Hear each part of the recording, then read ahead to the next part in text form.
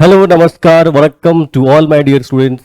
I welcome you to this amazing channel of Physics Wala English.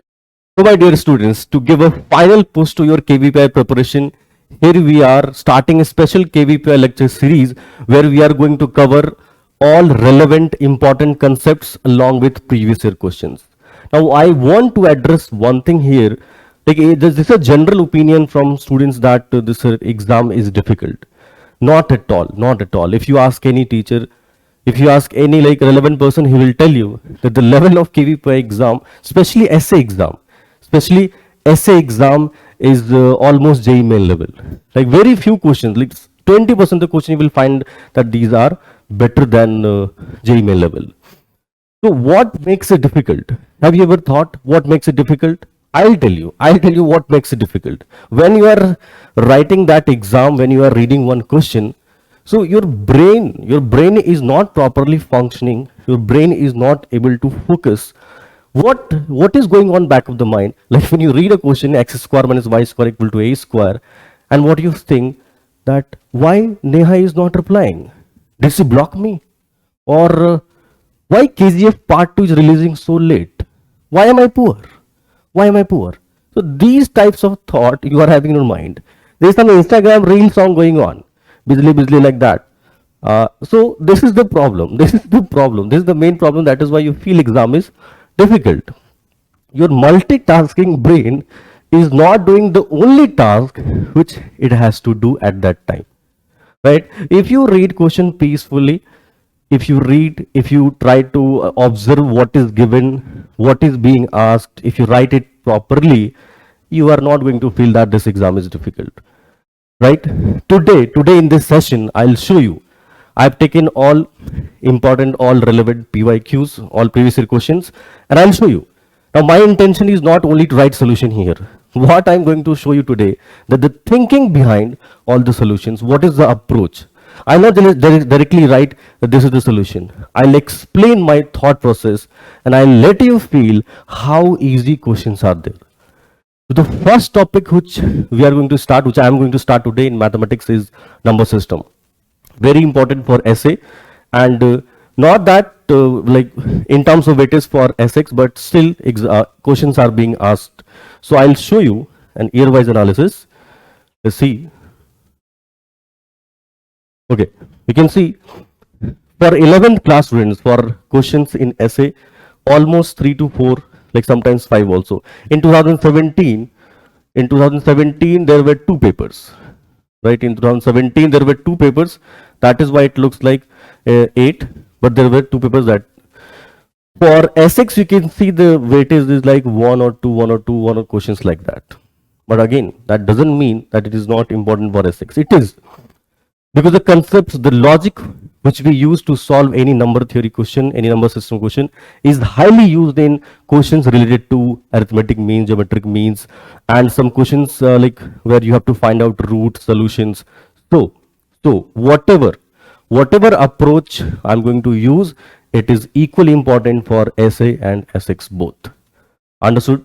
Okay. Let's get moving. Let's start.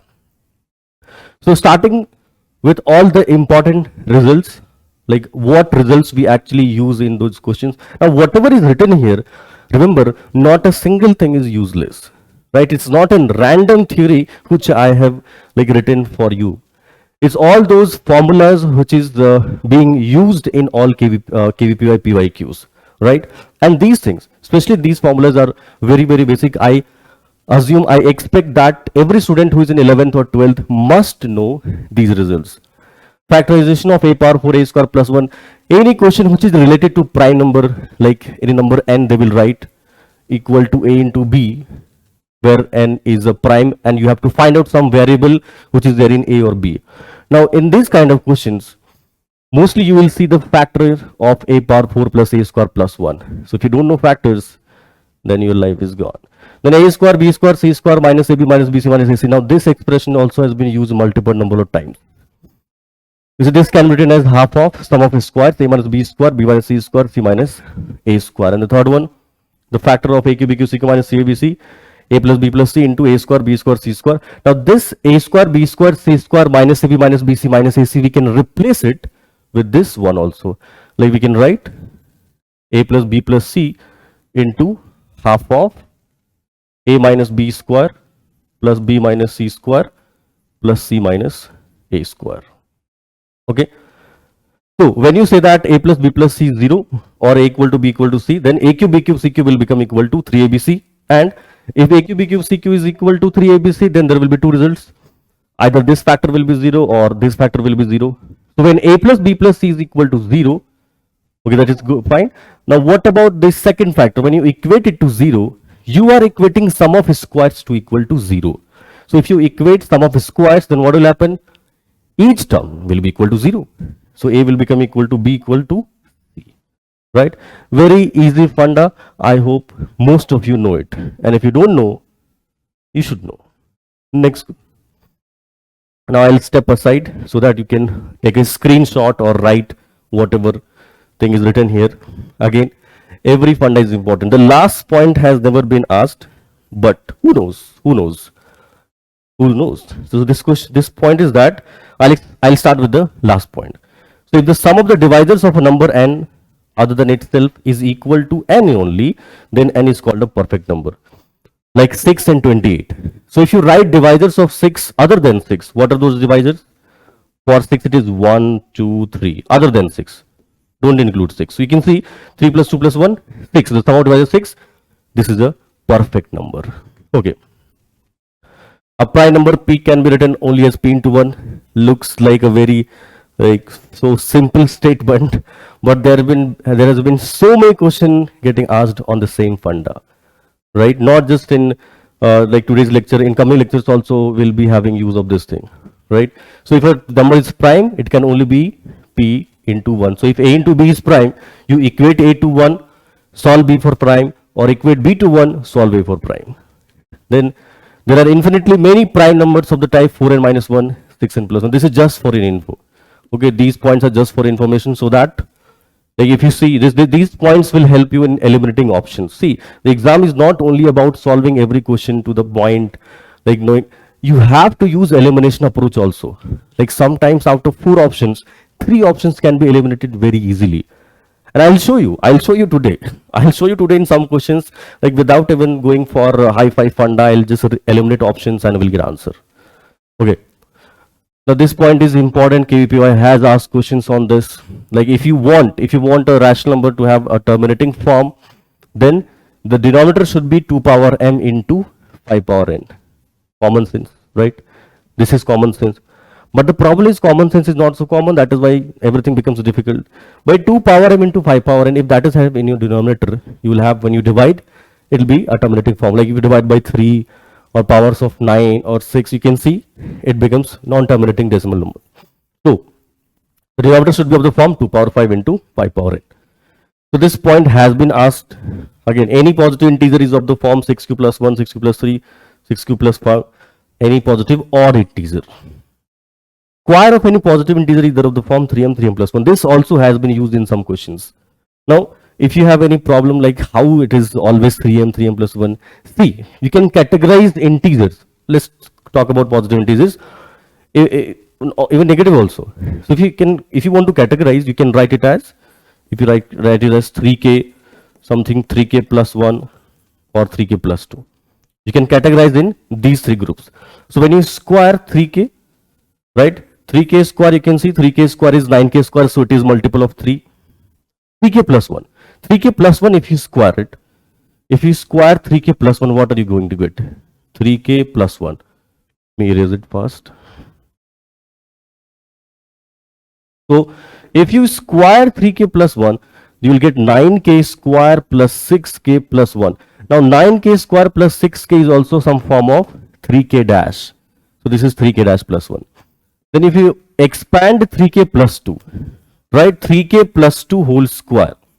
If you expand it, this is 9k square plus, this is 12k plus 4. And we write that 4 as 3 plus 1, then all these 3 make it 3k dash plus 1 again. That is why it is written that every square of an integer will be of the form 3k or 3k plus 1, right? Next point, cube is of the form 9k or 9k plus 1 or 9k plus 8. Again, you can prove, if you have any problem, you can prove it likewise. Next point, square of any positive odd is of the form 8k plus 1, you can prove it. And the last point already explained. So these results might come in handy when you have to assume some numbers, right? Just like when you assume any even number, you write it as 2k. When you write an odd number, you write 2k plus 1, 2k minus 1. So likewise, these points will be useful there. Okay. Next, formulas. Now this formula, if you have done permutation combination chapter in class 11th, or if you have gone through any basic course for KPY, then this formula is must for everyone. Finding number of divisors. So if a number, if you can write it as a prime, as a product of its prime factors, where 2 has exponent p, q, r, then the number of total factors of n is p plus 1, q plus 1, r plus, and s plus 1. Sum of all the divisors, this is the formula you have. This like a GP will be formed like 2 power p. I hope you know the basic logic behind that. Every question related to divisor, how these formulas are derived, I'm not going to in depth, but I will give you a basic hint. What actually happens that when you write a number 2 power p, so you write it as 2 power 0, 2 power 1, 2 power 2, up to 2 power p, then 3 power q, 3 power 0, 3 power 1, 3 power q. For 5 power r, 5 power 0 up to 5 power r, and so on. So to form divisors, what we do, we keep multiplying these numbers, we keep multiplying these brackets, and every product will give you a factor. Like 2 power 0, 3 power 0, 5 power 0, 1 will be a factor. 2 power 0, 3 power 1, 5 power 1, like that. So you can keep on selecting one each from each bracket, and you will keep on forming different divisors.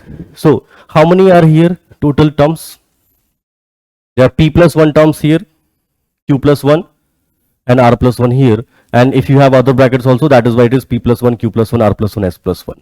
When you find sum of divisors, what actually you do?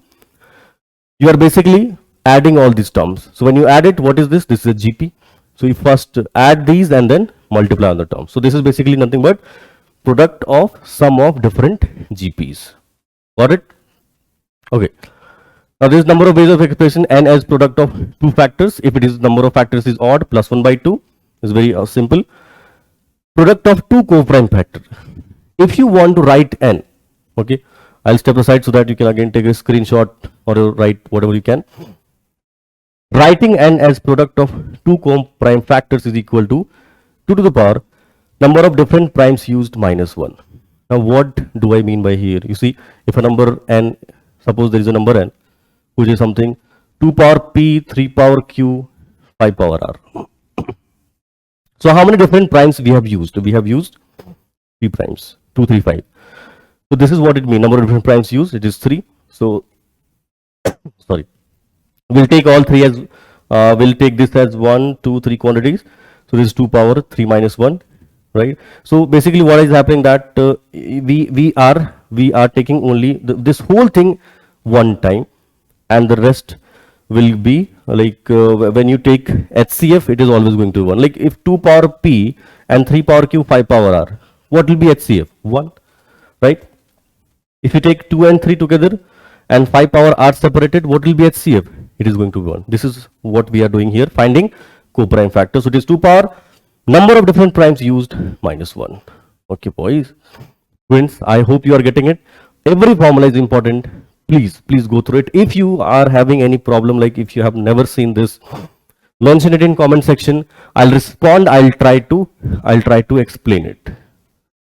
Okay, the next one, scales of notation. Now this is very rare. Like this is very rare in KPY. I have seen, like if I see paper of last 10-12 years, I have seen it twice, only twice, right? But you must know the basic funda behind scales of notation. What is the basic of scales of notation? See, every natural number m, can be expressed in the base b, where b will be greater than 1, like this. M equal to a power n, b power n, up to this, where each coefficient ai will be less than b minus 1. Now you must be wondering, what is this? What exactly is this? See, the numbers we deal with, is decimal system. You write all the numbers, we represent all the numbers in powers of 10, and these are called numerals. an minus 1, these are called numerals. So how many numerals we used? We use numerals, b different numerals, like starting from 0 up to b minus 1. So in decimal system, since the base is 10, so we use 9, we use 0 to 9, right? This is what those are the numerals we use in base 10 system. So the concept is not difficult. If you are doing this for the first time, let me give you a small example and your concept will be totally clear. Suppose a number 29 of base 10 has to be written in base 2. Okay, the 29 number in the base 10, I have to write it in the base 2. Now the base 2 is called binary system, because if base is 2, then what numerals we are allowed to use? Only 0 and 1. So if you are using only 0 and 1, then we call it a binary system. So if 29 to the base 10, this is the number 29 of the base 10, we have to write in base 2. So the numerals we can use only 0 and 1. And what is that expression here? You see, it will look like a series for 2 power n. So 29 of the base 10. Now there is a particular method by which we can write. What you can do, you can start dividing 29 by the base which you require. We require base 2, so start dividing. So this is 14. Okay, this is 2 into 14. Wait a second.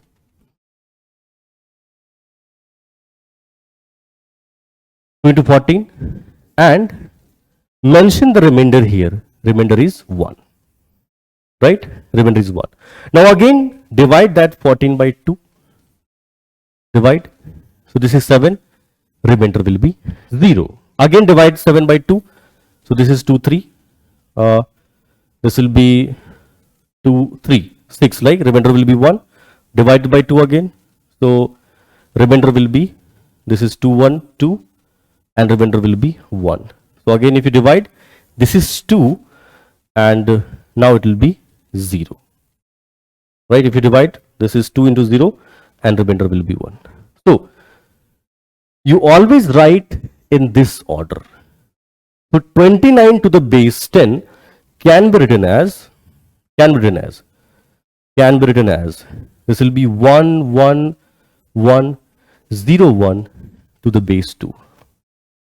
Right? And now you will see how we are going to get that number 29. You see, if it is the base 2, what does it mean? This is 1, 2, 3, 4, 5. So this is 1 into 2 to the power 4. You can see here, you can clearly see here, Bn, plus 1 into 2 power 3 plus 1 into 2 square plus 0 into 2 power 1 plus 1 into 2 power 0.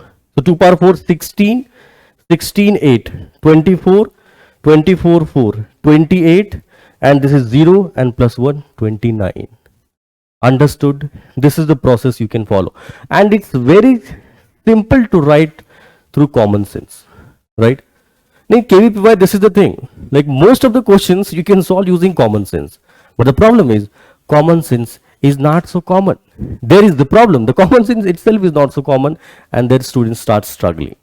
But don't worry, my students. After this session, you are going to feel super confident in number system. This is my guarantee. You are going to kill your exam. Okay, let's keep moving. Now these points I have written for you. Write it properly. I'll step aside for a few seconds. Write all these points, because these points are going to help you in all the questions where it is divisibility related or something where you have to find out exponent of prime and others. So the first result is, if the power is odd, if it is x power odd plus y power odd, it will be always divisible by x plus y. The second point, x power minus y power n is always divisible by x minus y. We can always expand x power n minus y power n in this form as a product of these two expressions. Again, these all are going to be useful. You will see me using these results in problems. right? I have not written them just randomly. Okay, this space looks fine. Let's use some colors and waste it. No, all these results are important, and I'll show you that how I'm going to use these in questions. Write them all and memorize also. Then this result is quite famous, like finding exponent of prime p in any n factorial. This you keep dividing by continuous powers of that p and keep taking box of it. GIF of n by p, then n by p square, n by pq, and so on.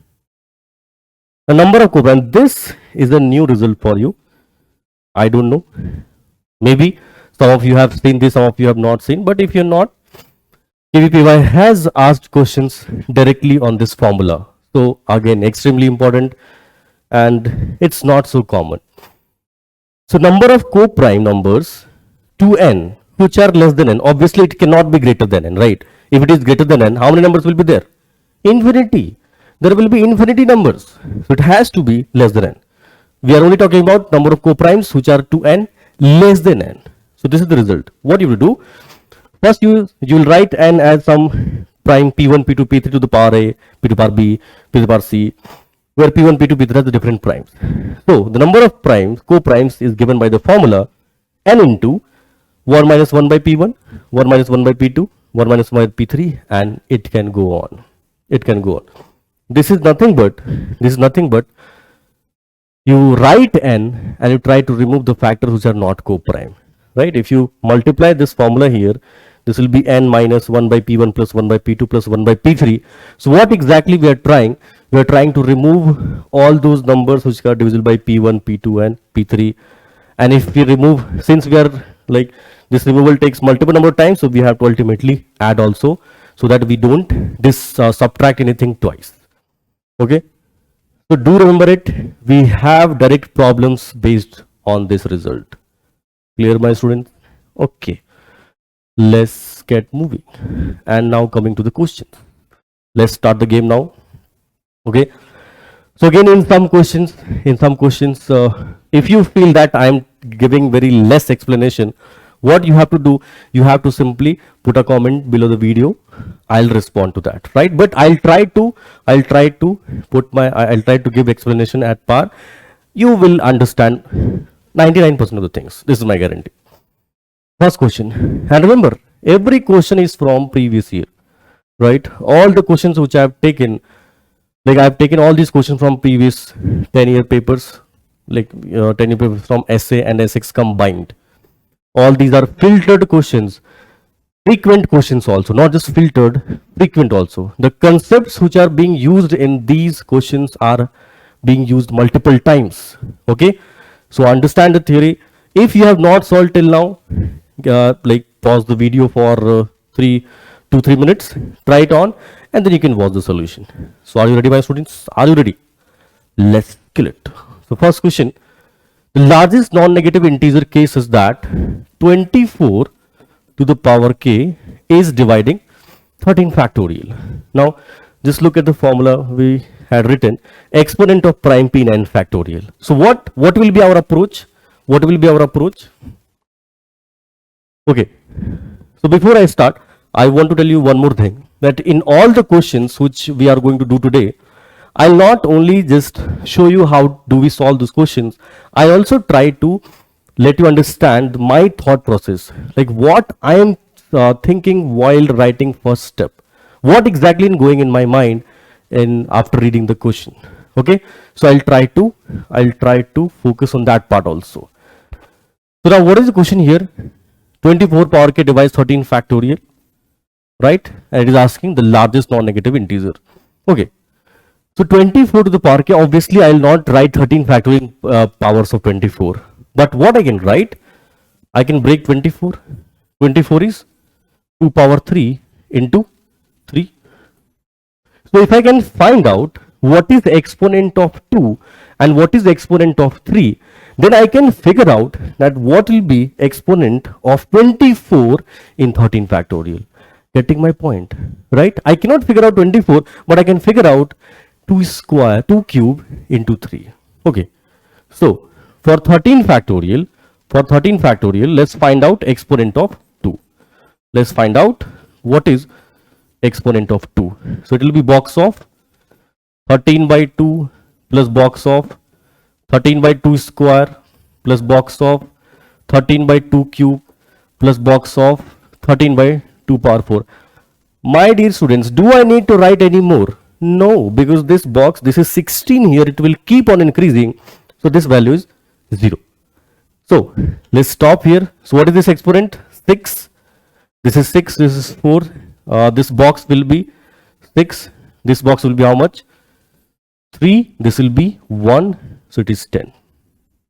Exponent of 2 we got, that it is 2 power 10 in 13 factorial. Now let's find out exponent of 3. What is the exponent of 3? What is exponent of 3? The same thing. 13 divided by 3 plus 13 divided by 3 square plus 13 divided by 3 cube. Do we need to write any more? No. So 13 by 3, this is 4 and this is 4, 9, 4 plus 1, 5. So this is only 5. 10 and 5. It is clear? So 13 factorial. For this number 13 factorial, I know that this is equal to 2 to the power 10 into 3 power 5 into other numbers. I am interested only in 2 and 3 because I have to make 24. Now let's make 24. So for 24 I need 2 cube into 3. So how many maximum 2 cube into 3 I can frame from here? So this is 3 power 5. So if I write it as 2 cube into 3 to the power 3, right? I cannot even write 4 because then it will be 2 to the power 12. So this is the max which I can find out. So 2 cube 8, 24. So that number is definitely equal to 3. I hope you have got my point, right? The maximum 3 we can use is 5, but not possible because we need 8 into 3 and we can have like 2 cube into 3, this will be 9. Understood? I hope I have explained it properly. Next question, students. Next question. In each question, give yourself some time. Okay, try it for 2 minutes. So this question, let's read it out. Okay, this question was asked in SX exam, I think in 2020 itself.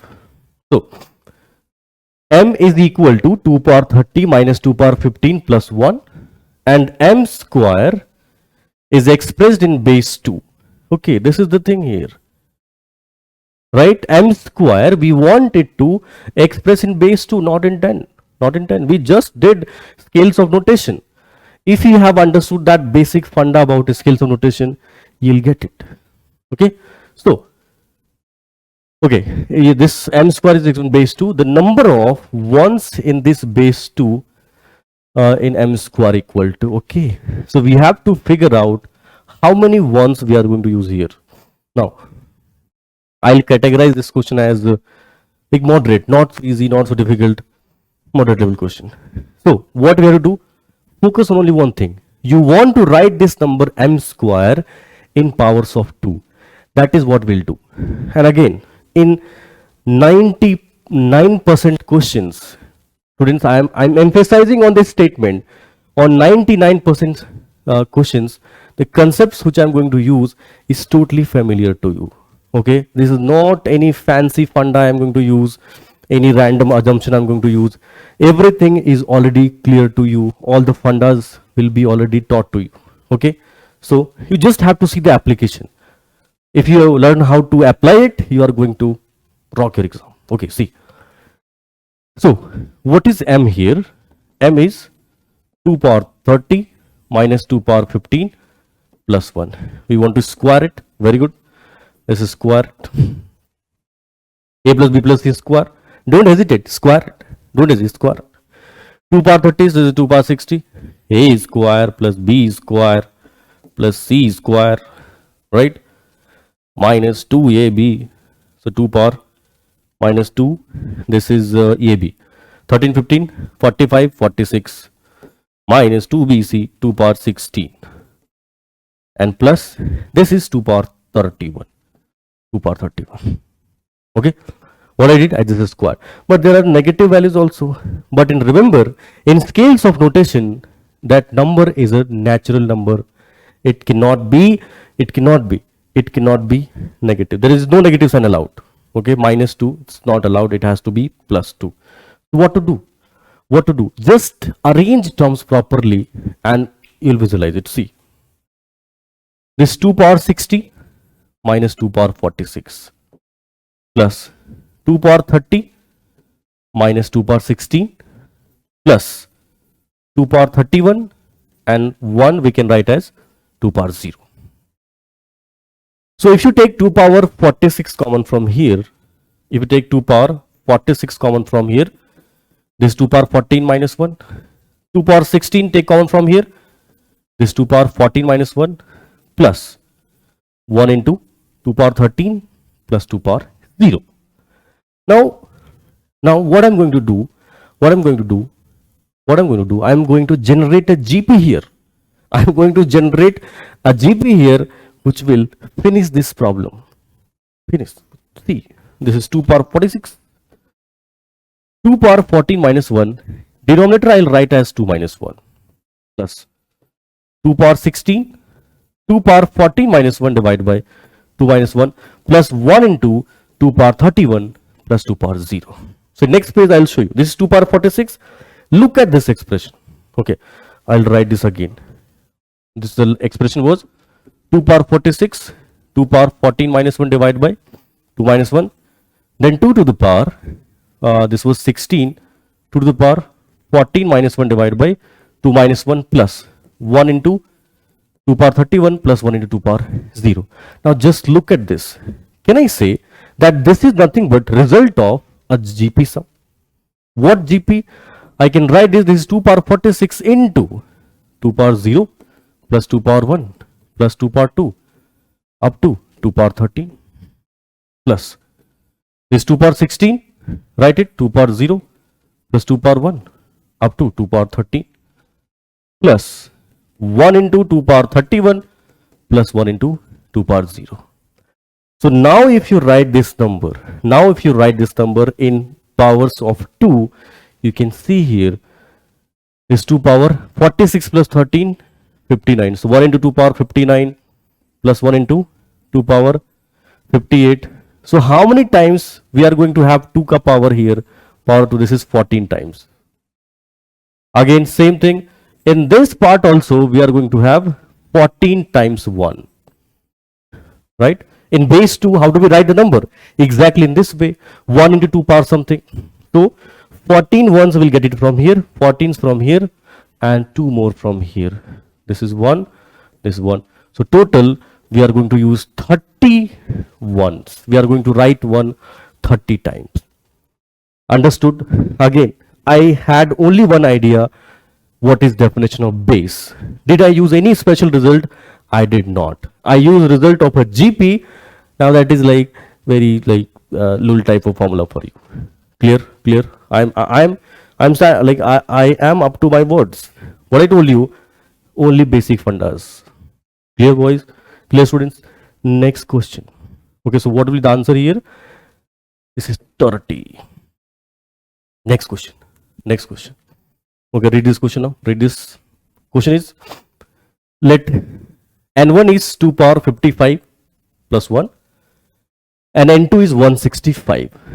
n1 is 2 power 55 plus 1, n2 is 165, and the other options n1 and n2 are co-prime. HCF is 55, 11 or 33. Okay, so the number you see 2 power 55 plus 1 and 165. Initially it doesn't strike anything. But when you factorize 165, it will give you a hint. Let's factorize. So 165, you can write this as 5 into this is 3, right? 5 into 33, right? Sorry, 5 into 33. Let me erase it.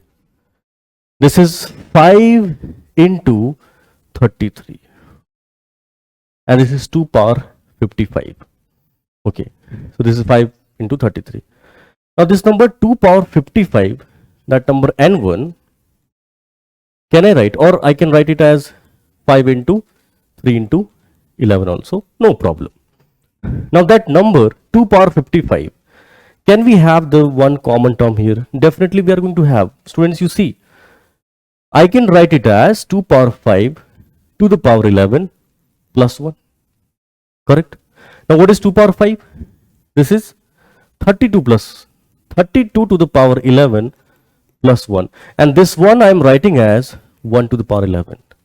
Now, if you have seen that slide, I had given one result. X to the power odd plus y to the power odd is always divisible by x plus y. So this number is 100% divisible by 32 plus 1, that is 33. Right? So definitely these numbers are not co-prime, that is for sure. So this is divisible by 33. Now next thing. Is there any possibility of other factors being common? You see, 5. Can 5 be a common factor for both of these? Not at all, right? Because this will be an odd number. This is 2 power 32 plus 1, and the last digit, obviously this is odd, right? This is going to be a odd number. Then the next one is 11.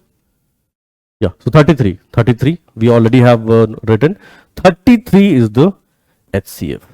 The HCF of N1 and N2 is 33. Understood.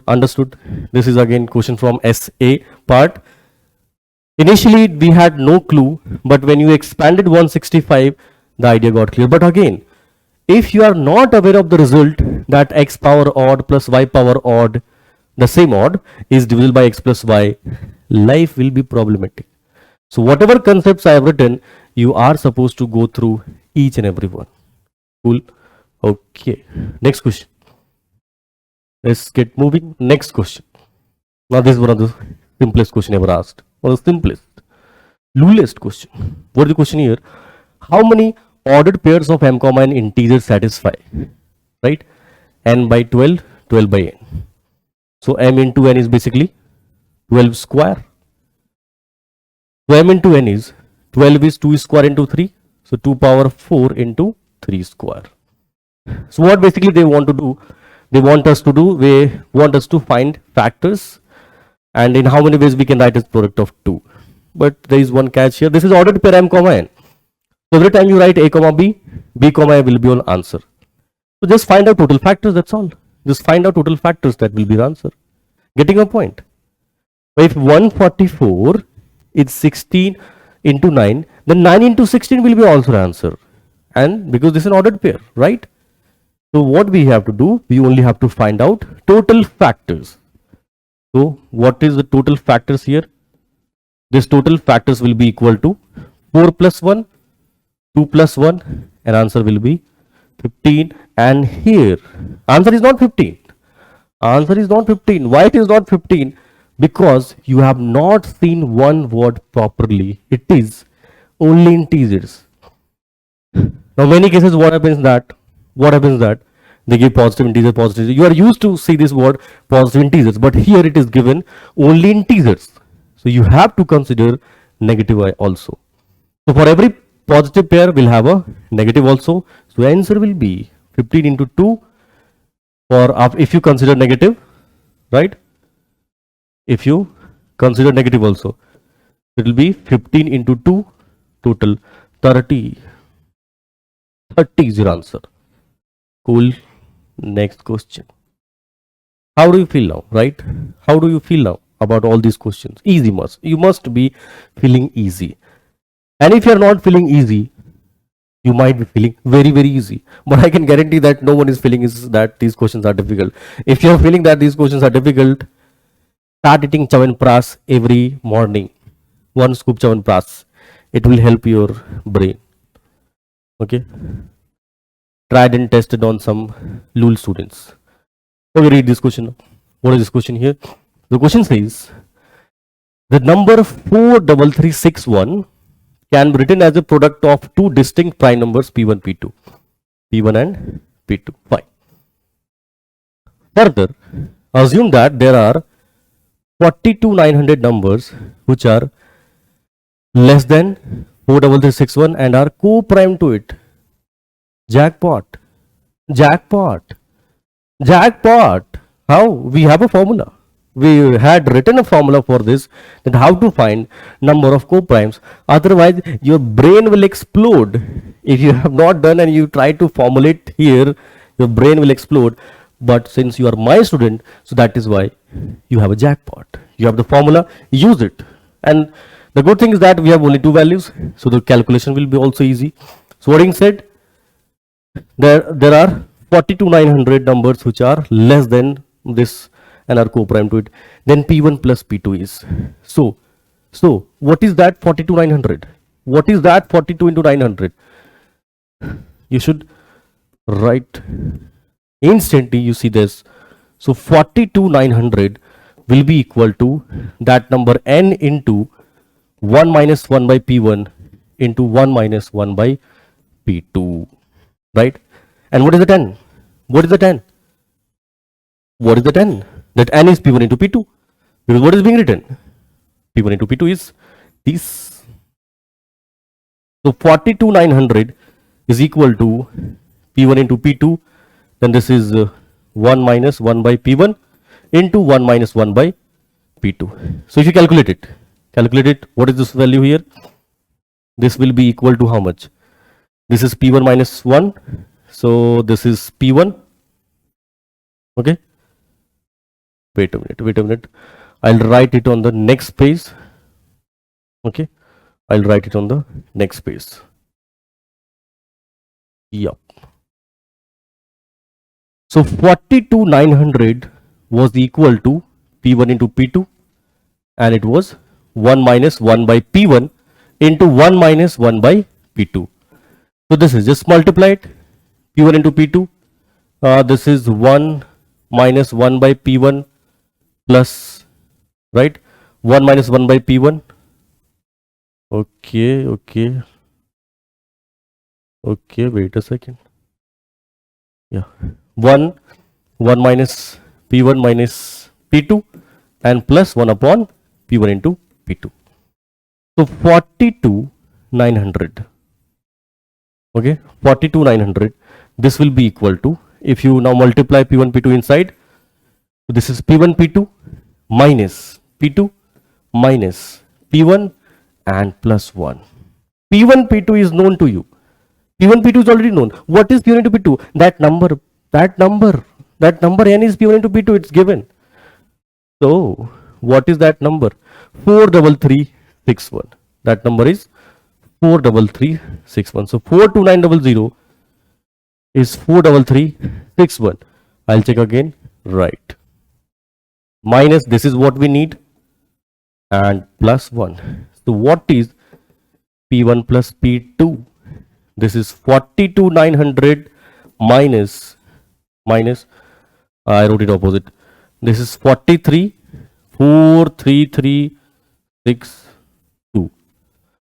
43362 minus 42900. So what is your answer? 2, 6, and this is 4. So your answer is 462. Clear?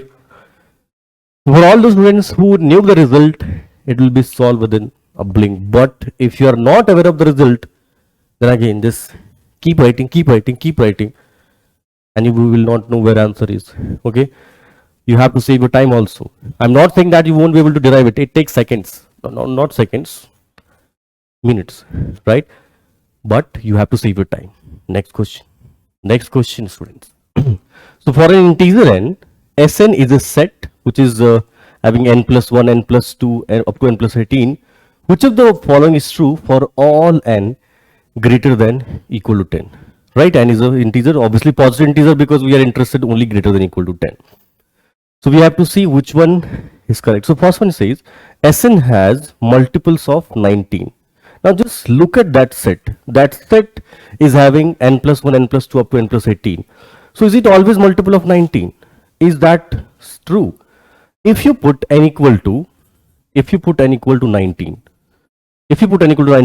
what will that set Sn? You see, it will be 20, right?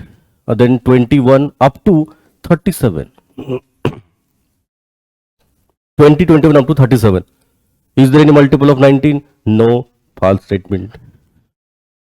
Sn has a prime. Sn has a prime. n plus 1, n plus 2, n plus 18. Now, is that always true?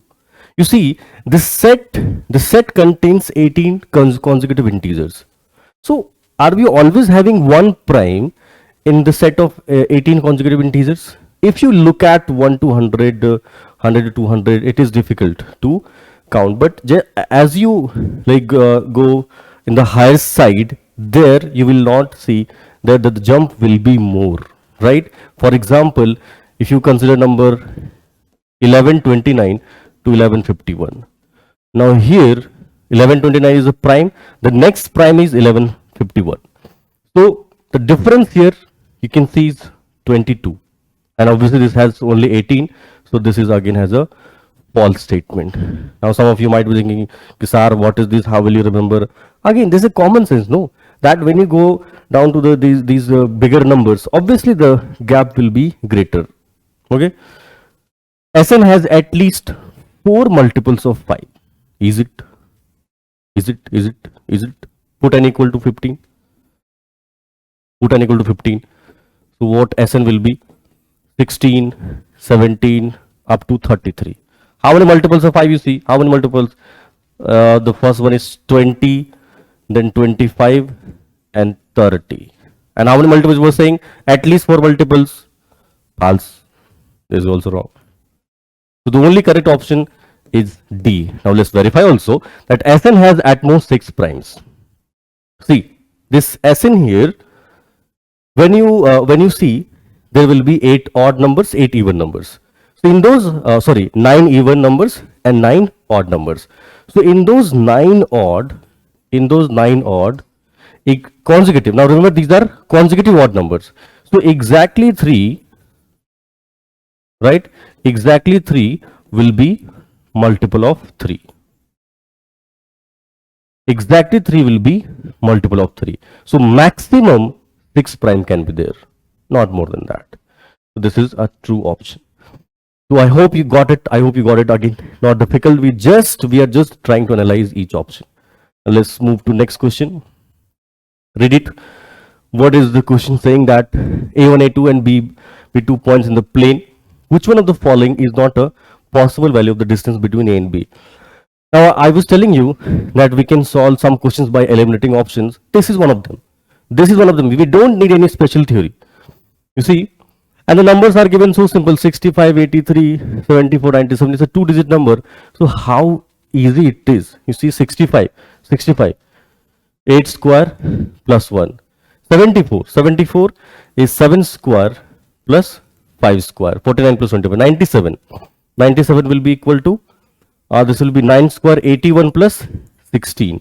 But 83 we cannot write in form of squares, right? If it is a distance thing, then obviously it has to be in the form of perfect square, 9 square plus 4 square, like that. We should be able to write in the form of integer square plus integer square, which is not possible for 83. This is your correct option. Got it? So see, it's not always about those hyperfundas. You have to first look at options also. Options will make your life easy so many times in these type of exam, right? I hope you have got it. Next question. Is read it. What is the question saying? Number of ordered pairs xy of the positive integers satisfying 2 power x plus 3 power x 5 power xy. Now I will I will consider this question as a moderate level question, not difficult. If you are aware of the logic, if you have read that logic somewhere, or if your teacher has ever taught that, then it will be a 2-second question. If not, it will become difficult for you. So now what is the logic behind this question? 2 power x, 3 power y, 5 power xy. So what is the basic hint? When you write a plus b square, obviously a plus b square will be greater than equal to a square plus b square, right? It will be greater than equal to a square plus b square. But here we are using 2 variables. Doesn't matter. Replace. Now in general, if n is an integer, then this is going to be greater than a power n plus b power n. If A and B are like these positive integers, n is a positive integer, this will always hold true. So what I'm trying to do here, so you see the numbers have in terms of 5 power xy. Now if you observe that expression carefully, one solution will be on your fingertip. By this is 2 power x. Oh, what color did I use? Oh, I used highlighter. Sorry. Okay. So this is 2 power x plus 3 power y. So 2 power x. So can I write this thing? Can I write 2 plus 3 to the power xy will be always greater than 2 power xy plus 3 to the power xy. I can definitely write this, correct? Now the equality will hold if we have x equal to y equal to 1. Clearly x equal to y equal to 1 is a solution. Can you observe? Put x equal to 1, y equal to 1, it is 5. So x equal to y equal to 1 is a solution. I have written this for numbers which are greater than 1. So 2 plus 3 to the power xy is greater than 2 power xy plus 3 power xy. Now 2 power xy will be greater than 2. 3 power xy will be always greater than 3, because y, if we keep x as y as 1 and x as 1 in the second term, so definitely this is going to be always greater. So there will be only one solution, which is x equal to y equal to 1. I hope you got my point. 2 power xy is going to be always greater than 2 power x. 3 power xy is going to be always greater than 3 power y. Got it? So this quantity is going to be always greater. I hope you have got it. Okay, next question. The number of positive integers in the set has a terminating decimal expansion. Again, very simple question. Terminating decimal expansion, what we want? That 1 upon n is given. Number of positive integers n in the set, that 1 by n has terminating. So that n needs to be in the form of 2 power m into 5 power n.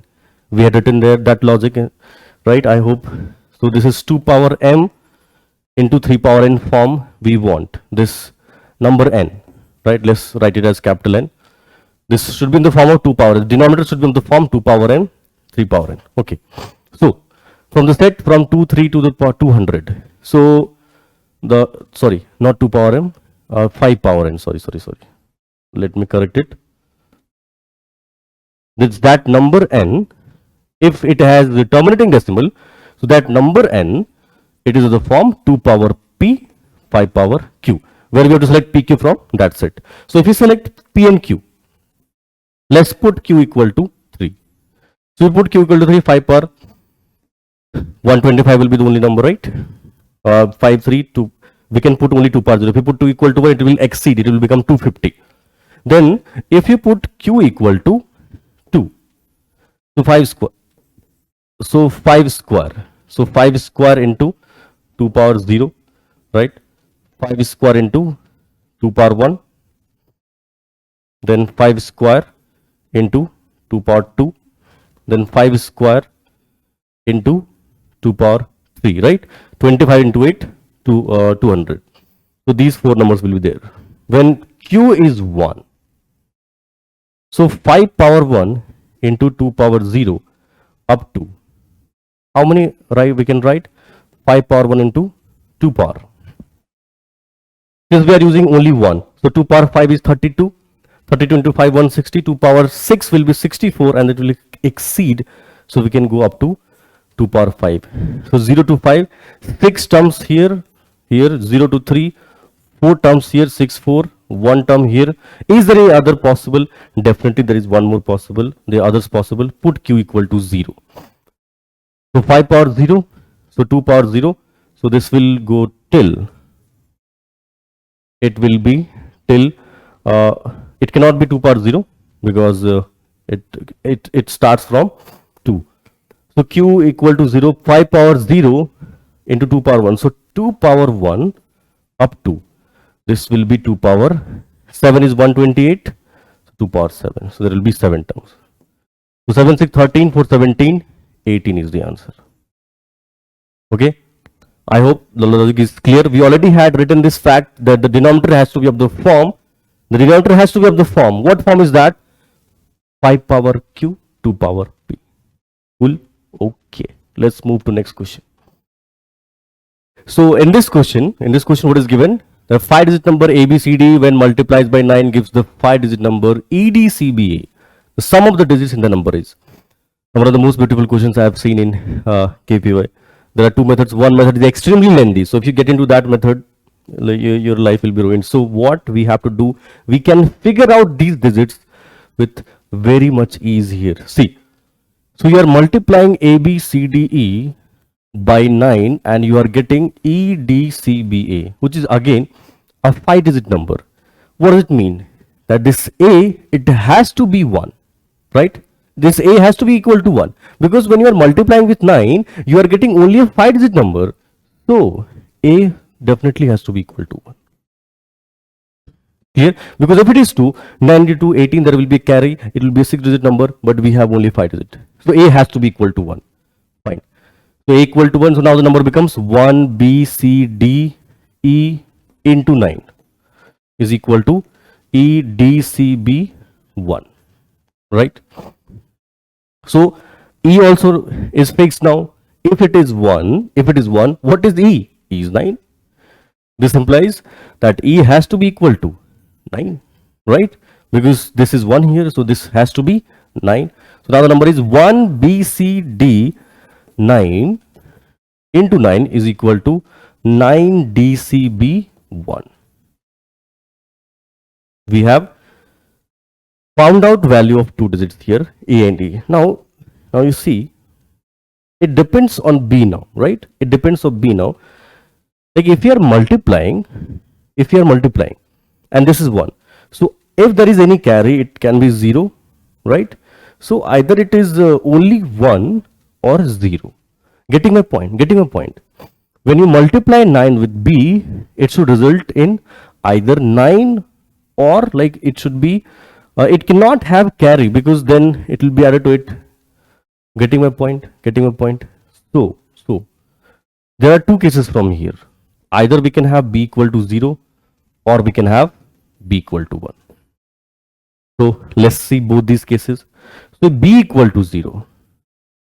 If we take B equal to 0, now this is 1 0 C D 9, right? 1 0 C D 9 into 9 will be equal to 9 D C 0 1. So can we figure out what is this number D? Now this D is also fixed. You see, this is 0. So 9 into 9 is 81. 8 is carried here. So it has to be 8. 9 into 8, 72 plus that 8 will make it 0. So from here we got that D is also equal to 8.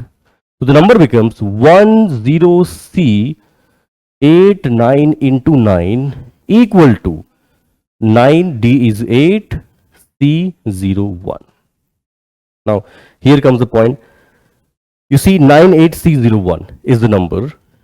So now this number should be divisible by 9. So 98C01, it must be divisible by 9. So the sum of digits, it has to be divisible by 9. So 9 8 17 1 18, very good, it is already 18. So 18 plus C, so 18 plus C, the sum is 18 plus C. So C can be either 0 or C can be 9. Right, there can be only two cases, either C will be 0 or C will be 9. So if C is 0, 10089 into 9 equals 98001, and if C is 9, this is 10989 into 9, this gives us 98901. Which one is correct? Let's multiply 9 to 9, 18. This is 72. This is wrong, right? 9 to 9 is 1, carries 8, 9 8 72, 8 0. It should be 8, but it is 0. This is false. What is this true? 9 to 9 1. This 9 into 8 0. Then this is again 9 8. Right, this is correct now. This is correct. This is 9 into 9 1 8 This is 0, fine. 8 is carry. 9 to 1. 8 again. Yeah, this is correct. You got your number. You got your number. So again, without any calculation of 10 to the power 4 into a, not that. Only by visualizing digits, we are able to figure out that what is this number. So this is the number 98901. So what is the sum? 9, 8, 17, 26, 27. So this will be 27 will be your answer. Now if you are asking that, sir, what about the other case, b equal to 1? Do it yourself. Put b equal to 1 and exercise your mind. Put b equal to 1 here, right? Put b equal to 1 and then start with the same logic. Got my point? Answer is 27. Cool? Okay. Next question. Moving to next question now. The number of ordered pairs a comma b of positive integers such that 2a minus 1 by b and 2b minus 1a are prime numbers. Sorry, both integers. My bad. Both integers. Now, this question, again, when you look at the question at the first time, it might look scary because we have to put it equal to integers. There is no any condition given, and this is the thing. The condition has to be always, it has to be always come from you. You have to think. You have to come. The basic of the basic words will help you understand what logic we have to use. So they are saying that these are integers, right? Positive integers. These are both positive integers. Okay. Yeah, positive integers. So 2a minus 1 by b, 2b minus 1 by a. So if it is integer, so can I write 2a minus 1 by b will be definitely greater than equal to 1? I can definitely write 2a minus 1 by b is greater than equal to 1. So from here I'll get that 2a minus 1 is greater than b. So 2a will be greater than b plus 1. Now some of you will start shouting, sir, how did you cross multiply? Integers, positive integer. So 2a is greater than b plus 1. So I can write that a is greater than b plus 1 by 2. I got up to this. What I see, if I can have everything in one variable, you see 2b minus 1 by a. So there is 1 upon a thing here, 1 upon a present here, and I can find out some range of 1 upon a from here. It is given that a is greater than b plus 1 by 2. So can I write that 1 by a will be less than 2 upon b plus 1? 1 by a will be less than 2 upon b plus 1. Now 2b minus 1 is there.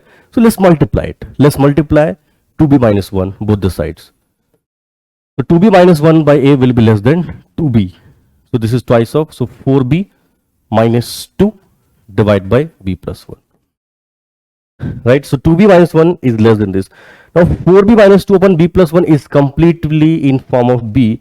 So if you write it properly, like 4b minus 2, this we can write it as 4b plus 4 minus 6, right?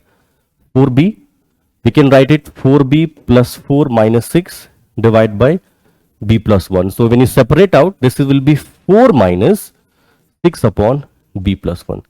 So do you observe that this 2b minus 1 upon a is going to be always less than 4? This will be less than 4 because you are always going to subtract something from 4. 6 upon b plus 1 is an integer. So you are always going to subtract something from 4. So what are the integers less than 4? It will be 1, 2, 3 and equal to 4 we can take. But do you observe one thing? 2b minus 1, what is it? It's an odd value. 2b minus 1 is an odd value. So 2 and 4 got rejected. 2 and 4 got rejected. So only now we have 1 and 3 to deal with. Getting my point? 2b minus 1 upon a is a whole integer. Obviously this has to be even, otherwise it won't be an integer. So 2b minus 1, it has to be equal to either 1 or 3. So I'll write it there. So 2b minus 1 upon a is either 1 or 3. Now the other number was 2a minus 1 upon b. Right? The other number was 2a minus 1 upon b. So can we write value of b from here? Right? Can we write value b from here? So here, from here we can, what you can observe. Okay, let it be there. was 2a minus 1 upon b. So from here we can find value of b, right? 2b is equal to 2b. Let's say assume this is equal to 1. Okay, put equal to 1. First let's put equal to 1. So 2b will be equal to a plus 1. 2b will be equal to a plus 1. So we got b value as a plus 1 by 2. So b is a plus 1 by 2. And what is the other integer? The second integer. The second integer we have is 2b minus, let's call it i2.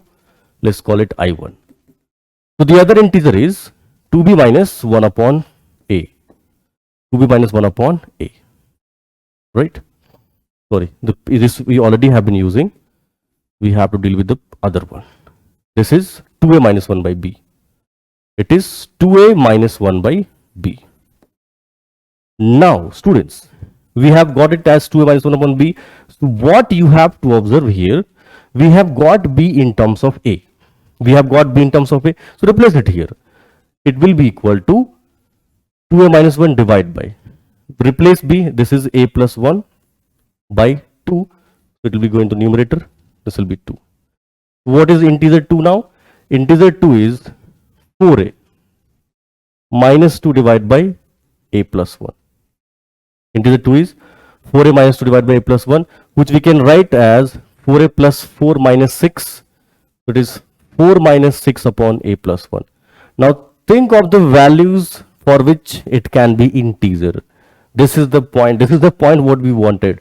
So think of the values by which it can be integer. So if you put a equal to 1, what will be i2? It will be equal to, if a is 1, if a is 1, what will be i2? This will be 4 minus 6 upon 1 plus 1, 2. So this is 1. Fine. It is integer. And will i1 be integer? Will i1 be integer? It is already, because we have considered it to be equal to 1. So a equal to 1. Now what is b for that? What is b for that? Value of b will be equal to 1 plus 1 by 2. It is 1. So 1 comma 1 is one pair that we can see. 1 comma 1. What is the other pair possible? If you put a equal to 5.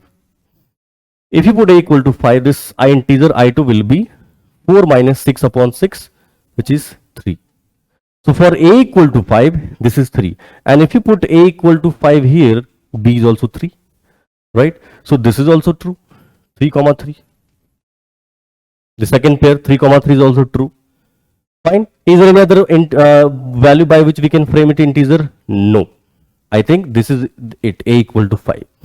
Now this was for case 1 when we put it equal to 1. The same process we have to repeat. The same process we have to repeat if in case 2 this is lengthy, right? So 2b minus 1 upon a, will put it equal to 3, right? And I think you will get a equal to 3 and b equal to 5 from here. You solve it just with the similar steps, you will get it. Put a equal to 3, this is 3, and this is 2, 5, 10 minus 1, right? A equal to 3, b equal to 5 will be the solution. So we'll have 3 solutions, 1 comma 1, 3 comma 3, and 3 comma 5. Now this was lengthy. This was like we have to write so many steps here, but the funda was not difficult. We had started with only one logic, that if it is integer, it should be greater than or equal to 1, and it kept solving our problem, right? So this is what you have to notice while I'm solving, what exactly my thought process, that how did I start it, since I was completely blank. So to get some inequality, I just put it greater than or equal to 1, and that's all. Understood? Okay, cool. Then next question, let's solve next one. Consider the following two statements. If n is the composite number, n divides n minus 1 factorial. N divides n minus 1 factorial. 5 divides 4 factorial. 4 divides 3 factorial. What is this? Incorrect, right? Next statement. There are infinitely many natural numbers n such that n cube plus 2n square plus n divides n factorial. Is it true? Is it true? There are infinitely many natural numbers such that n cube plus 2n square divides n factorial. So n cube plus 2n square, that is nothing but, if you take n common, it is n into n plus 1 square. So n into n plus 1 square divides n factorial. So n factorial we can write as n minus 1 factorial multiplied by n, right? What does it mean? It means that n plus 1 factorial, n plus 1 square, sorry, n plus 1 square divides, this is what we have to prove, n minus 1 factorial. Now, if you start thinking, let's think of some number like 999. 999, will it divide? So 999, this is 100, 998 factorial, and divide by, this is 999 plus 1000, so 10 power 3, right? So will it divide? Can you see? Obviously it will divide, right? If you expand 998, 997, there will be so many zeros. Obviously it is going to be divided. That is 10 power 6. If you, by a formula of exponent, if you try to figure out what is exponent of 2, what is exponent of 5, definitely you will see, right? This is 1000, it is 10 power 3, and 3, 2, 6, it will divide. It will be divide. So there are numbers, like if you go to the higher side, like this statement is true. So 1 is false and 2 is true. This should be the answer. Next question. A two-digit number AB is called almost prime if one obtains a two-digit prime number by changing at most one of its digits A and B. If 18 is an almost prime, because 13 is a prime number. Did you get the point here? What they are saying, that they just change one digit. Like this is one of the easiest question ever asked in KPY. So if you change one digit, right, any one digit, so how many number are almost prime? And that were two digit. Now, how simple it can be? They are asking only for two digit. So see, in two digit family, every number we can write in the form of 10a plus b. So if you change one, obviously it will convert to prime, because we have at least one prime in each set, right? In each set from like 10 to 100, we have one prime in each set. So there is no way we'll have no special almost prime in any group. All 90 will be the answer. Right? Think of any number. Think of any number, you will be able to convert into prime, definitely. Right? Let's move to next question. Let us with a set of all ordered pairs and satisfying this condition. X square minus y square is equal to 1, 2, 3, 4, 5, 6, 7, 8, then S in infinite set, empty set, exactly one element, finite set. Now in these questions, when your options has like 1 to infinite, and obviously you will not solve for exact x and y, right? X square minus y square, because this is not a prime number where we'll have this into 1 and you will solve it. It's not. So in these questions, where it looks like there are so many variation, try to get some pattern, like pattern of even, pattern of odd, integer, something like that, to eliminate, right? Now we are not solving. What we actually are doing, we are trying to eliminate. So x square minus y square is equal to this. So this is, write it as x minus y into x plus y. Take 2 common. Take 2 common. This is not divisible by 4, right? So if we take 2 common, this is 6, 1, this is 7, and again 2, 2, 4, 8, 9. This is the number. 2 into this. X minus y into x plus y is equal to 2 into 6, 1, 7, 2, 8, 3, 9. Right? So now think,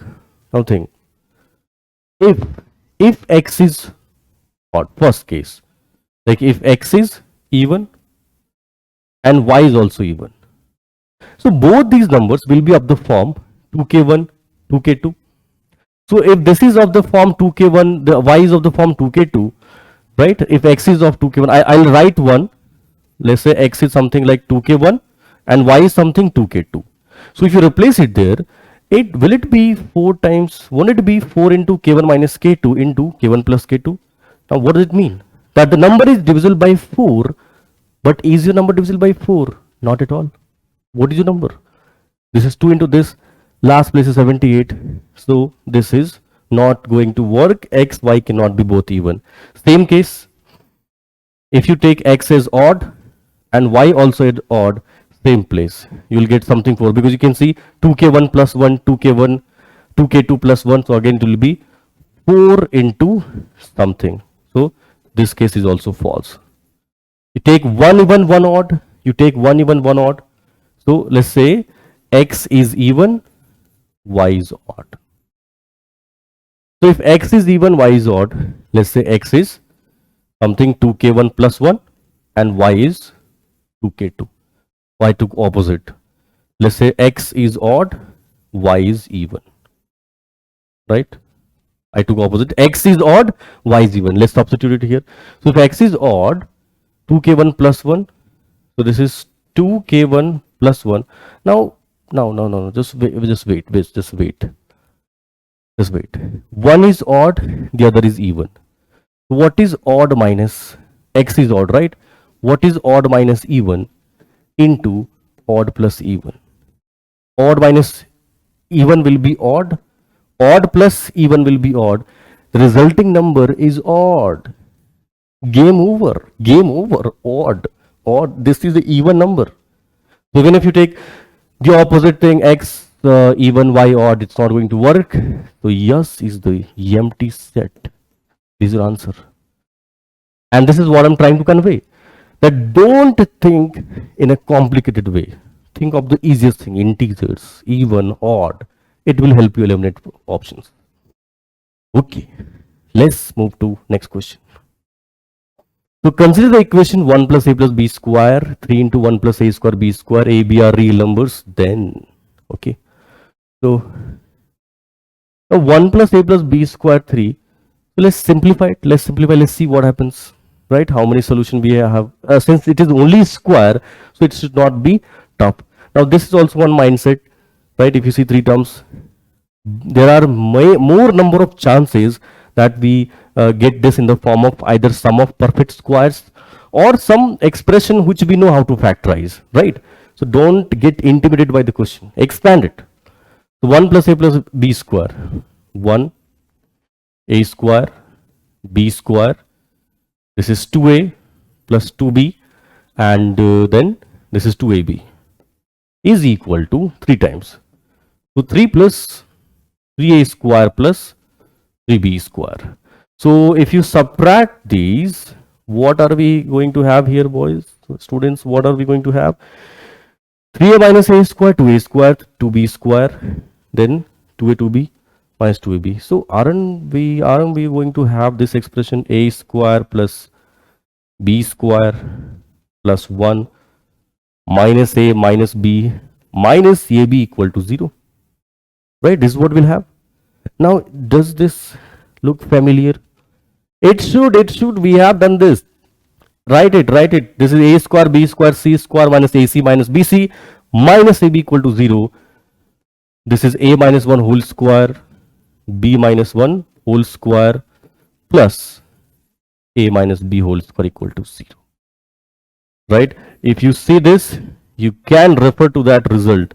A square plus b square plus c square minus ab minus bc minus ac. And I told you in starting itself that it looks like we are going to use that result. Clear? Sum of squares. So this is equal to 0. So sum of squares is equal to 0. Each term individually is 0. So a equal to 1, b equal to 1, a equal to b equal to 1. So how many pairs? How many? Exactly one solution. It is only one common. Right? Got my point, got solution. Let's keep moving. Next question.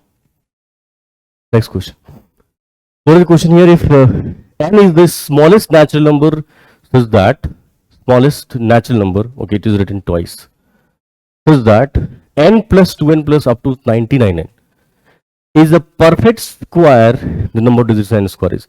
Now I consider these questions as one of the simplest one. If you take n common, this is 1 plus 2 plus 3 up to 99. Right? Now what is it? This is n into, this product will be equal to n into 99 into 100 divided by 2 by the formula of sum of first n integers. Now what is this equal to? This is equal to n into, right? This, if I take n common, this is n into, this is 50, 99. So let's write it as 11 into 9. 11 into 3 square, this is 50. So 5 square into 2. right? 25, 5 square into 2, right? So what should be n? Now this is a perfect square. Remember, this whole result is a perfect square. So every term should have even power. 11 to the power 1, 3 power 2, 5 power 3 and 5 is 3 and 5 is fine. This is 2 power 1 here. So this n must be 11 into 2. Right? Because if n is 11 to 2, then we'll have 11 square, 2 square, 3 square, 5 square, finish. So your answer is 11 to 22, n square is 484. How many digits we have? Number of digits is 3. N square will be 484. Right? Okay, then let's solve next one. How many natural numbers n are there such that n factorial plus 10 is a perfect square, right? And for these type of questions are very common. N factorial plus 10 is a perfect square. Now the simplest numbers we'll start putting is 1, 2, 3, 4, 5, 6, which is correct also. Start with them. So when you put n equal to 3, 3 factorial is 6 plus 10, which is 16. It's a perfect square.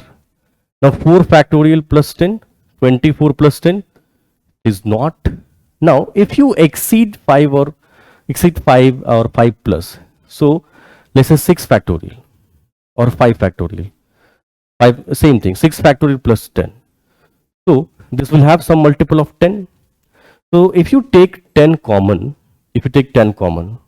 right, it will be always 1 plus some number. Won't it be? This is like this 10 will be always something, right? And this is 1 plus a number here, 6 factorial is 720, right? 6 factorial is 720, 72, right? So this is always going to give you some odd expression. If you keep on taking numbers, will this be a square ever? It cannot be. It cannot be perfect square because of this 10 being added. So the only perfect square which is possible is 16. Just not just 6, 7, 8, 9, 10. You can think of any number. The format will be always like this. Now we must have 10 into something 10. Is it going to happen? It is not. It is not, right? This is always going to make it odd. So I think the answer will be only 1. Clear? Next question. Now n is greater than 1, be an integer. Which of the following sets of number contains a multiple of 3? Multiple of 3. Now about multiple of 3,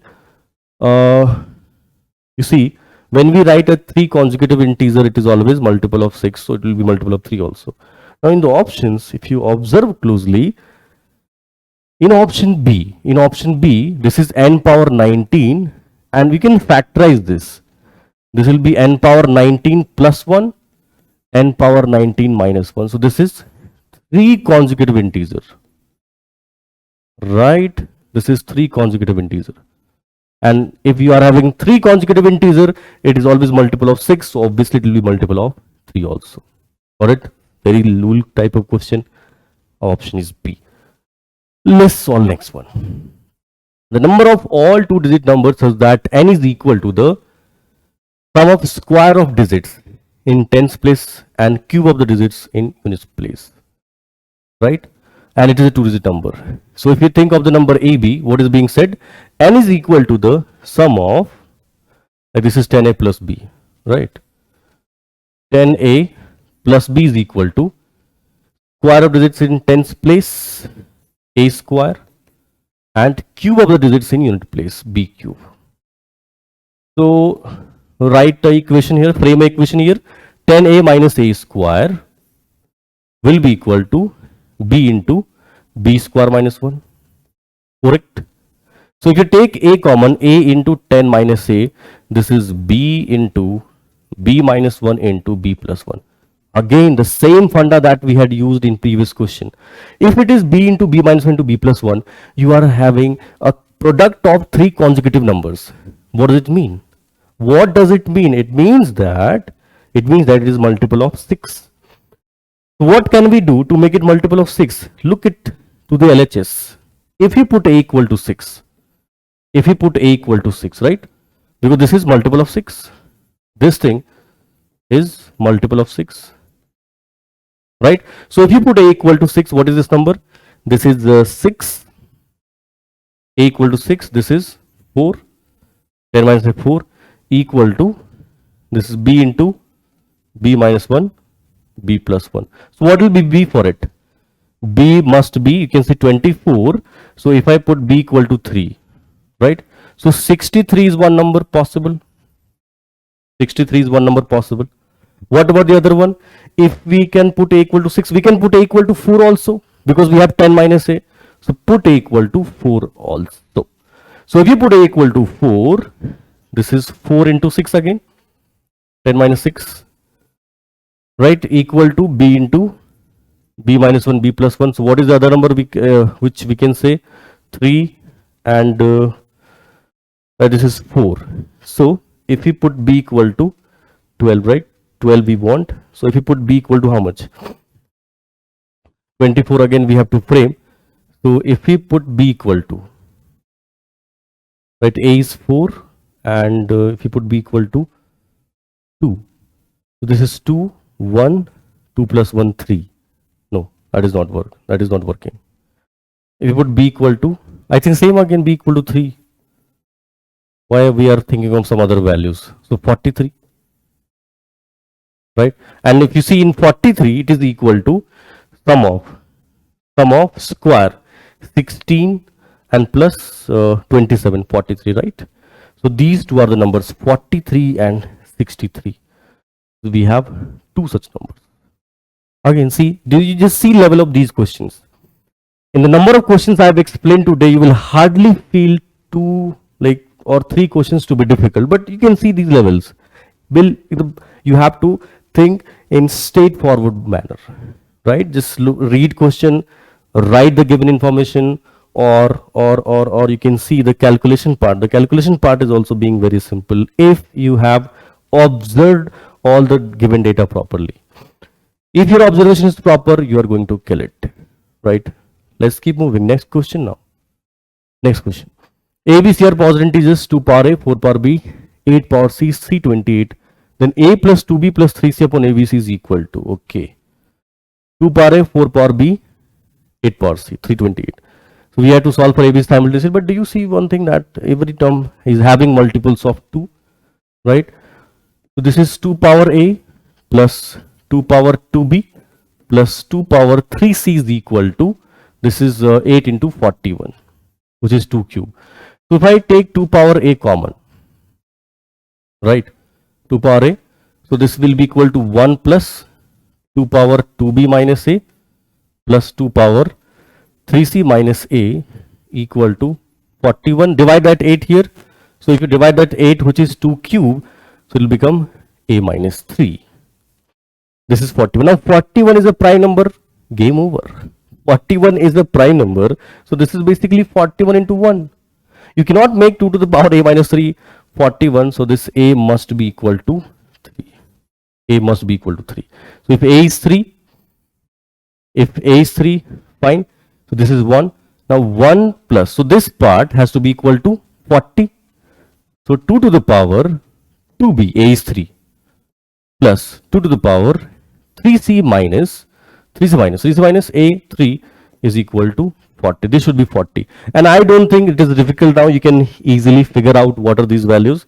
So we need 32 plus 8. So 2, 4. So B is 4.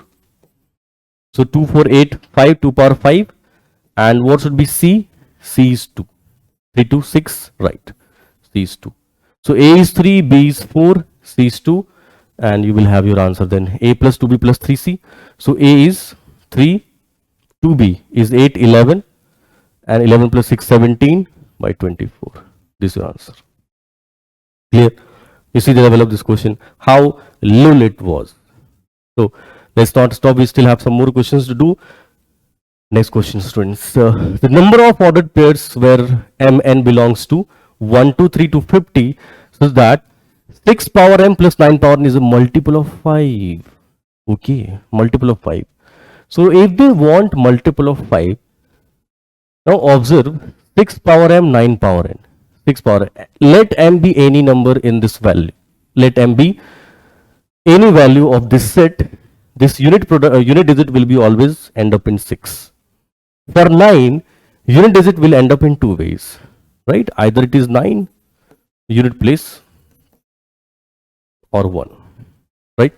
So if you want to make it multiple of 5, it can be a combination of 6 and 9 only, right? This one is useless for us. And since the power is going to give you either 9 or 1, so exactly half will give 1 exact and the other half will give 9. So for 6 we can choose all 50, and for 9 we can choose half of it, which is 25. So the answer is 1250. This is your answer. Again, was it tough? Let's not even talk about this. Next question. Suppose PQ is positive natural number, so that rational number, so that root P, root Q, root R is also rational.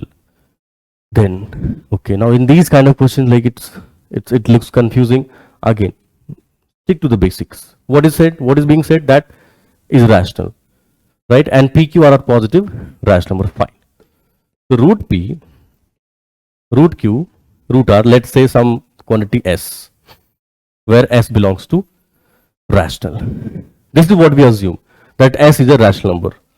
So if I write root P plus root Q equal to S minus root R and do squaring both the sides, so this will be P plus Q plus 2 root PQ is equal to S square plus R minus 2S into root R.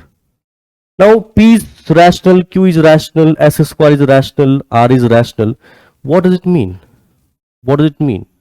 That 2 root PQ minus 2 root PQ minus 2S into root R. This should be some rational number, let's say T.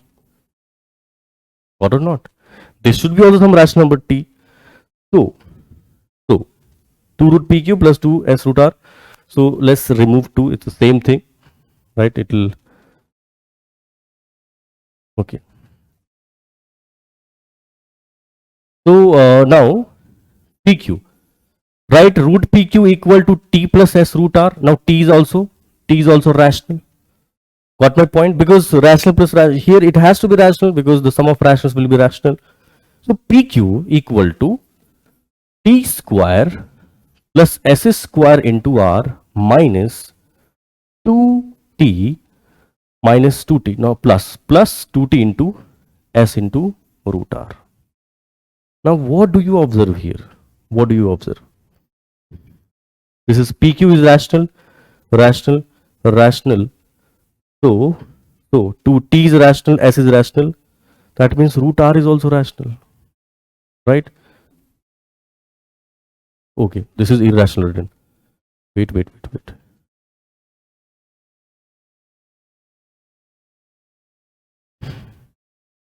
I think options are not written properly here. Root P, root Q, root R. Right? If this entire thing is rational, then root R must be rational. Only then it will be possible. I think there is some problem with the options. Right? I think there is a comma here. Root P, root Q, root R are rational. There was some problem with the options. Root P, root Q, root R will be rational. And I hope the point is clear from here, right? PQ equal to T square S square R 2T root S R. So if everything is rational, then root R also has to be rational, right? So this will be option. Root P, root Q, root R are rational quantity. Got my point, right? This root it equal to S, assume S to be rational, and I kept writing it. 2 steps, got my answer. Cool. Then next question. X cube plus Y cube equal to 65. Now this is one of the most boring type of questions, right? Integers. So you know what to do.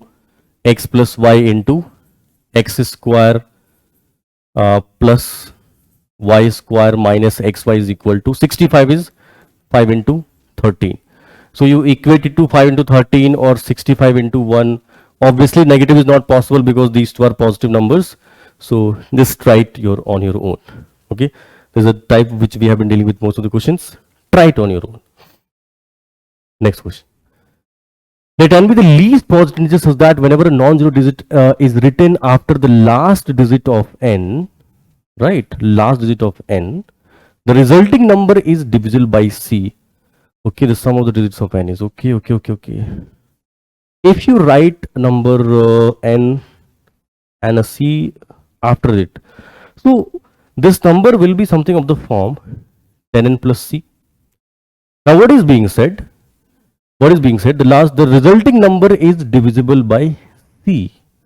So if this number is divisible by c, then that means c must divide n also.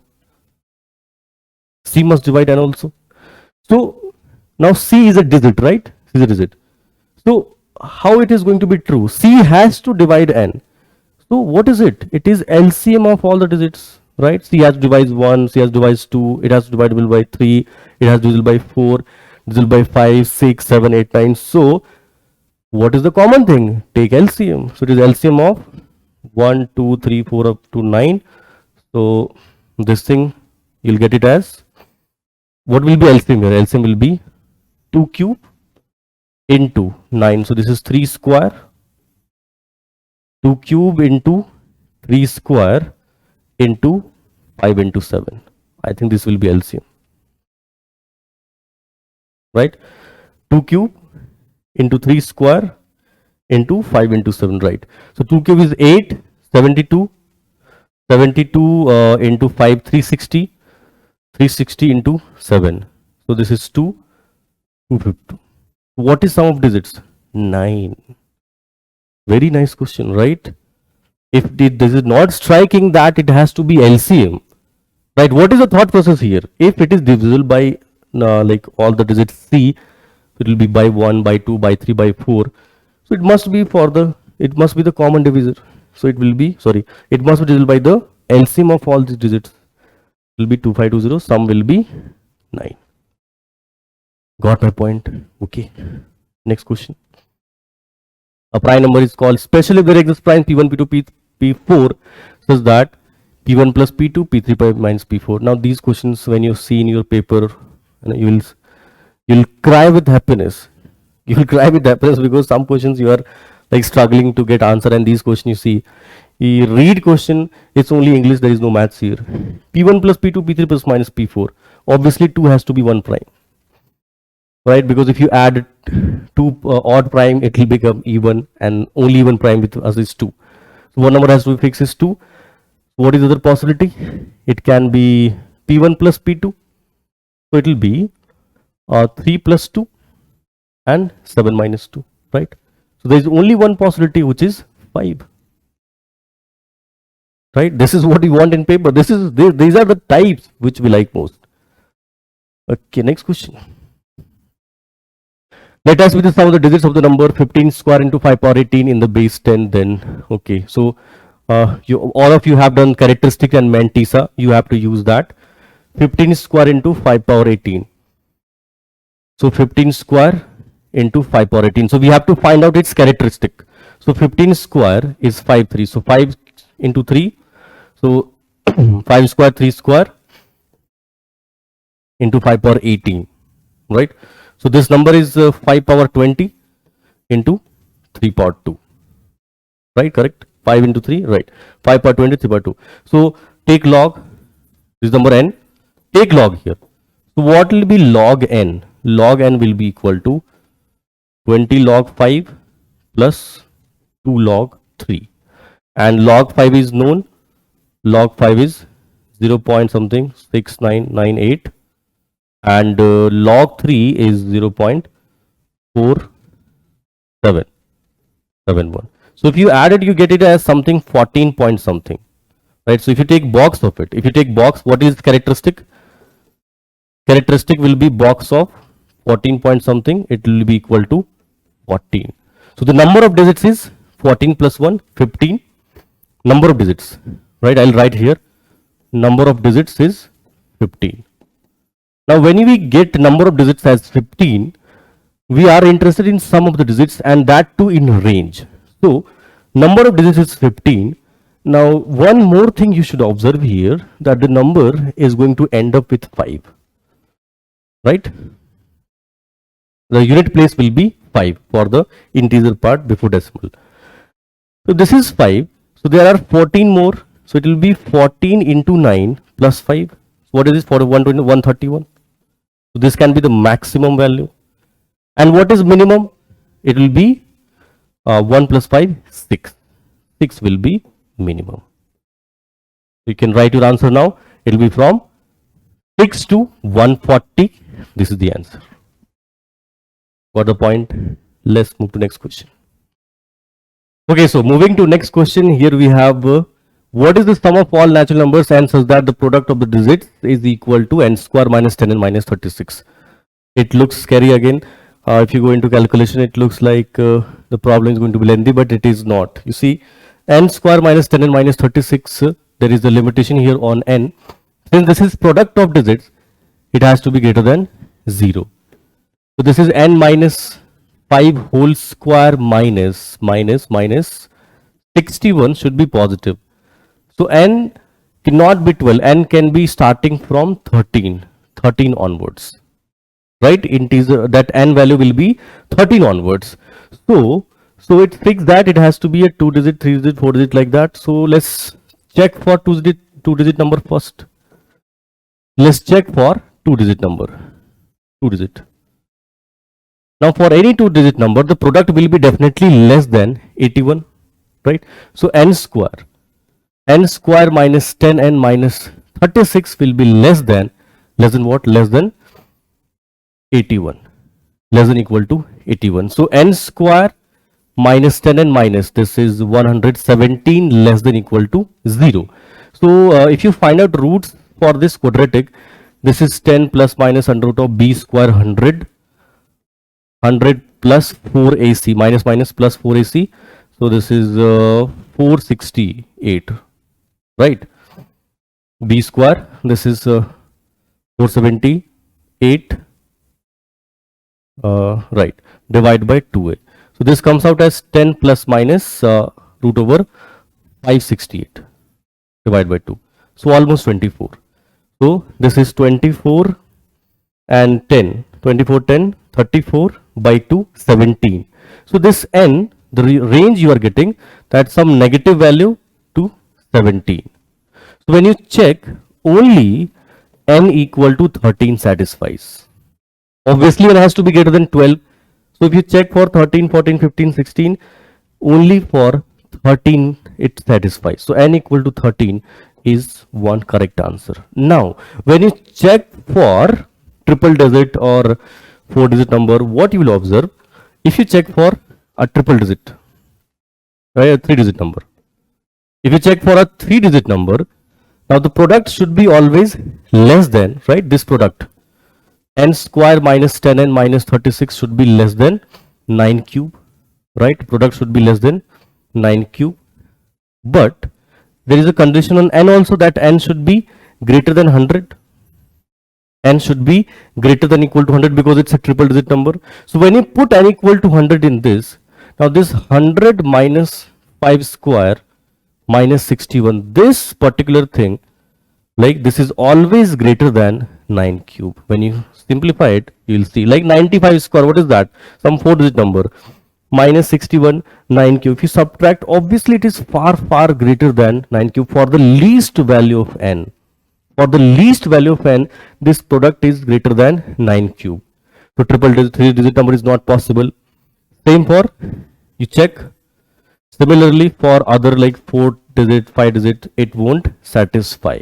Like when you check for 4, the same relation you'll get, because this will keep on increasing and this will be not like ever being equal.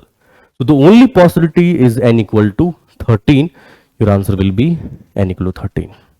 For it was tough, but only if you are not doing relevant calculations.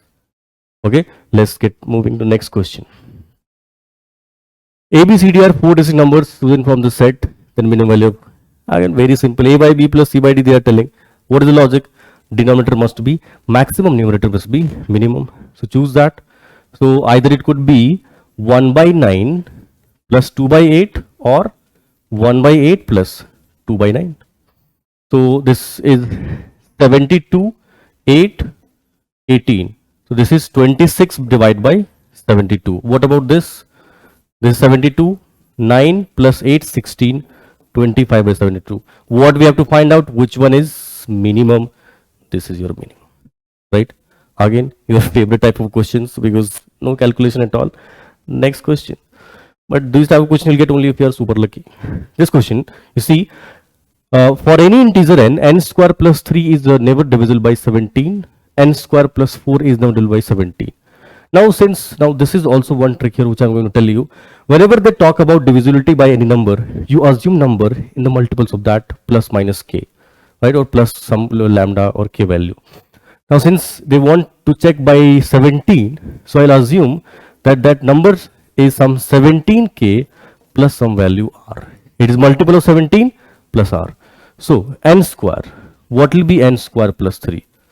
N square plus 3 will be 17k plus r whole square plus 3, right, which is equal to 17 square k square plus 2r, 2 17 34 into k into r plus r square plus 3. And if it is n square plus 4, n square plus 4, so it will be 17k plus r square plus 4, which is equal to 17 square k square plus, this is again 34 kr plus r square plus 4. Now this part is already divisible by 17. We only have to check for r square plus 3, r square plus 4. So if you start putting values for r, in r square plus 4 you can see if I put r equal to 9. So 9 square is 81, 81 plus 4, 85, and 85 is 17 divides 85, right? So this number for sure is divisible, but for r square plus 3 we will not be able to find out any value of r. Just keep checking for 0 1 2 3 4 and all, you will not get. So the only divisibility it can be for n square plus 4. So only statement 2 is true, 1 is false, right? And here you have to do this labor work. You have to put values and check. Again, it will not be like for all values. You'll put 3-4 values and you will see some pattern, so it won't be checked for, you won't have to check for all the 17 values. Clear? Okay, let's solve next one.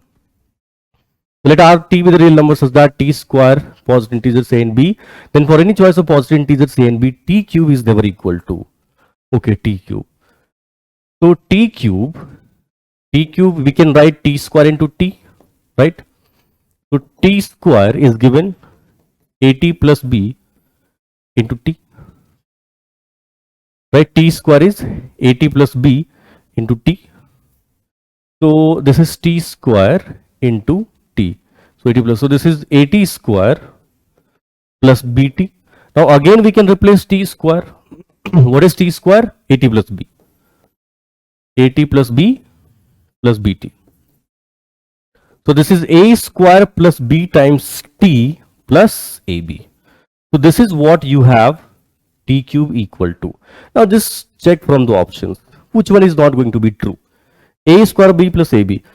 Let's start from the option 60 plus 5. So if b is 1, if b is 1 and if a is 1 and b is 5, it will be true, right? A equal to 1.